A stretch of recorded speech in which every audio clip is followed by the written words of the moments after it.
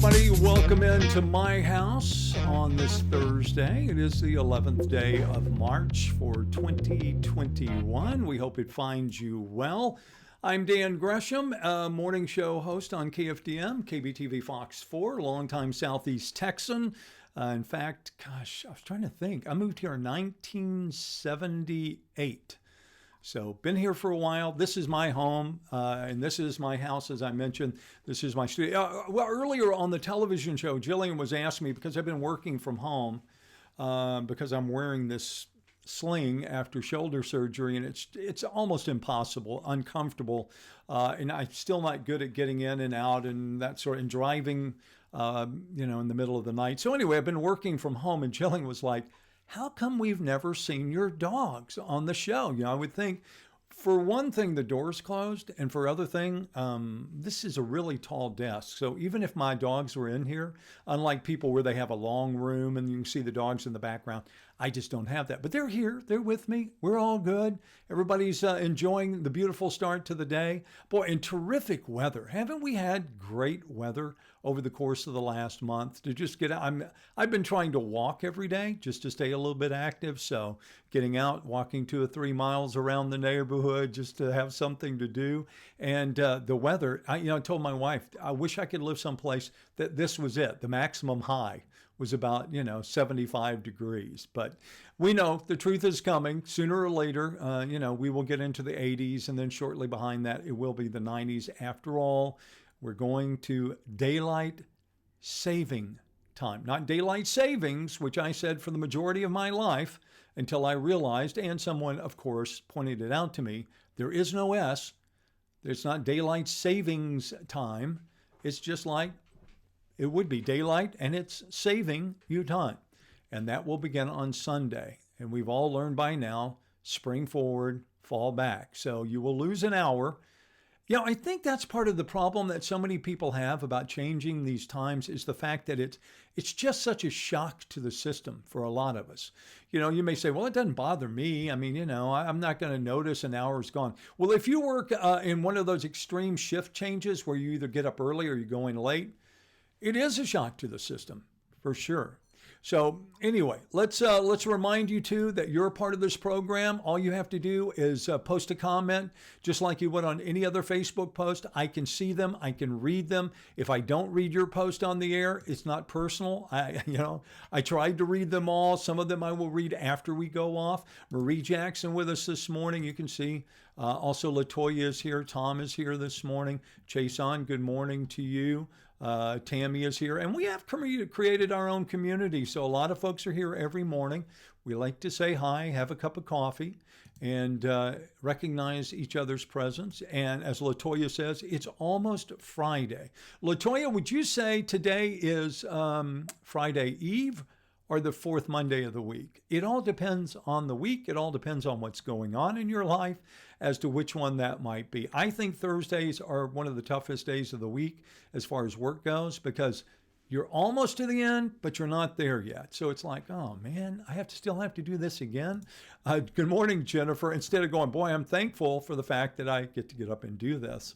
A lot of folks joining us this morning. I'm trying to control what's going on here with my mouse, and I'm not doing a very good job. I was doing it left-handed, and I finally have just kind of tried to switch over to the left hand, but I'm not doing very good with that one. Hi, Jennifer. Good morning, James. Nice to have you with us. Hi, Nancy. Bertha O'Neill asked a question that a lot of people have been asking me, and I have not been trying to avoid the question. I'm just at a loss for words to explain what happened, to be honest with you. They're asking what happened to Dana Melancon. And I'm just going to explain it this way because I know no other way to explain it except for it was a corporate personnel layoff. It was a mandate that all stations laid off 5% of their workforce. And unfortunately, Dana got caught up in those numbers. I don't know any other way to explain it. I don't know who made the decision. I don't know why they made the decision. I don't necessarily agree with the decision, but I think all of us that do what we do, that work on television, that work with contracts and under contracts, should and do realize that we work, at the proxy and at the whim of other people.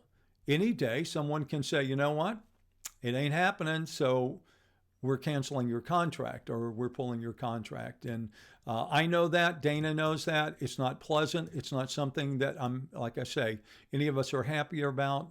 But we will continue to support Dana in any way that we can.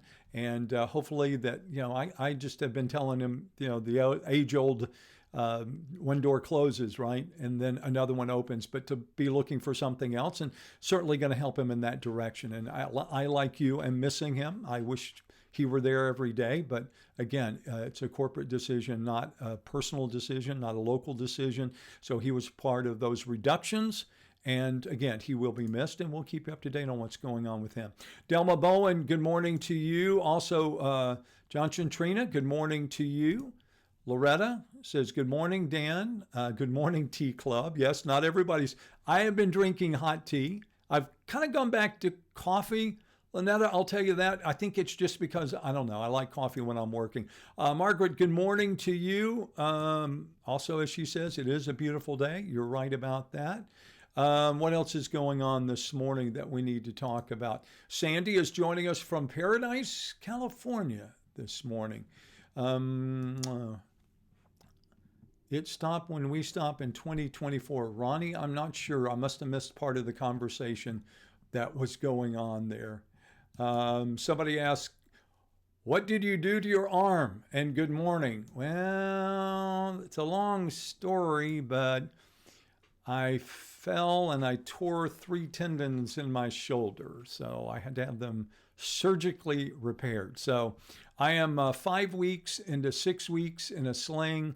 And then the process moves forward to the next step, whatever that might be. But that is the answer. I'm not going to go a lot more in depth, but that essentially is what happened. So a torn rotator cuff, multiple tendons.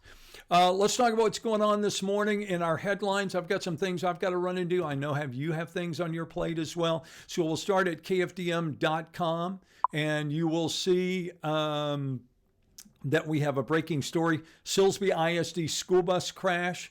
But don't be too concerned about this one because I went through it and it looks like the bus was on its way to pick up students. None were on the bus at the time. One passenger in a car crashed, minor injuries. Drivers reported to be safe. So again, the good news is nobody injured in that bus crash. Also this morning, Jefferson County reaches out to get COVID vaccine to more Latino and African Americans. And I said this yesterday, I'll say it again today. If you want a vaccine, you don't have to go far. There are a lot of counties in Southeast Texas, because it's an interesting fact. Other people, look at this, people from outside Southeast Texas they know what's going on. So they're coming into Orange County to get the shot because they know Orange County has removed all obstacles to getting the shot. So if you want it, get up and go get it. Don't wait for somebody else to tell you, oh, you can come in today if you would like. You're going to have to be proactive if you want to get the vaccine, right? And now we're being told that vaccine eligibility across the state of Texas will move to 50 and older. 50 and older beginning March 15th. Now, that's true statewide, but right now, county by county, they can make the decision on who they want to make eligible. So already between 10 and 13 million people, more than a third of our population here in the state, will be eligible. All right? So again, look around, make some phone calls, find out what needs to be done, and if you want the vaccine, go get it. The other thing I wanted to bring to your attention today, Houston Chronicle, if you let your car registration expire and you were like, oh, I'm going to take advantage of this because, the state is not going to hold you responsible because of the pandemic, well, guess what? It's time to register your car. If your sticker says 20, you better get a move on because that temporary waiver is going to expire April the 14th. So you got 30 days. but you will not be able to get away with an expired registration after that. You may have skated until now, but again, it's about to change as of April the 14th. So if you haven't already, get out there and get it done. A couple other quick stories before I go this morning. I thought this was pretty interesting. USA Today, 1 year into the pandemic. Today marks 1 year the World Health Organization said that we have a pandemic on our hands, and our world started to change. I think we all know that, right? But 1 year into the pandemic, the mute button has been the best and worst at work. If you've had to do Zoom calls and Zoom meetings, man, there's been nothing better than to be able to go, oh, I don't have to, I'm going to mute this so they can't hear me. Or to have to tell somebody, we can hear everything you're saying. Maybe you need to hit the mute button. So I thought that was a pretty cute story as well. And let me finish up with this one because, again, I have somewhere to be this morning shortly. So let me finish with this one. I thought it was an interesting question. Do thousands of bat deaths mean Texans will face a mosquito-ridden summer? Because last month's winter storm apparently did a real number on bats across the state of Texas. The hardest hit species, the Mexican free-tailed bats, which are suited to warmer climates, but they're saying thousands of them were killed off in that freeze. And of course, one of the things that they do very well, those bats, is eat mosquitoes, who, if they don't eat them, then the mosquitoes are eating on us. So it's going to be interesting to see what plays out over the course of the next couple of months, right? All right, again, the reminder that if you want to jump in, comment on what's going on this morning, you can certainly do that. If you want to comment about what's happening in the headlines, if you just want to say hi, that's welcome too. James Randall Revia says, no fishing for you. That's not true, James. Left-handed, I have learned to do lots of things we won't even talk about left-handed. But yeah, you can function adaptable. Now, golf, not so much. Haven't tried that one. Don't think I'll be doing that anytime soon, but somewhere maybe in my future. Listen, again, I know I'm short this morning because I do have things that I have to do. I know you do too. But I want to thank you for taking time to make us part of your morning. I would appreciate it if you would hit us with a thumbs up, a like. That would be appreciated so that I can just pass it along to other people and show, hey, we still have an audience. Yeah, the pandemic is not raging like it was, 6 months ago, 2 months ago, and that's good for all of us. And if that's why the audience, reduces for this particular live stream, hey, I'm all for it, really. I hope you'll hang around. I hope we have plenty of things to talk about. As long as I'm at home, I'm always happy to spend a few minutes with you and exchange some ideas and thoughts. As always, appreciate your reaching out to me and, again, investing some of your time. Don't forget, I know I want to say it every day, but I try not to because I don't want to be redundant, but reach out and touch somebody today, a random act of kindness. When I say that, don't expect anything in return. If you do, then it's not an act of kindness as far as I'm concerned, because that's got to be something that, it doesn't have to necessarily be spontaneous. It can be something that you plan. But just engage with somebody today. You don't know. That small moment that you look into somebody's eyes and you say, good morning, or how you doing, and mean it, not just how you doing and keep walking. That might be the only conversation that person has all day. And again, it could have a major impact. So invest a little time in somebody else today. It'll come back to you, I promise. And I'll look forward.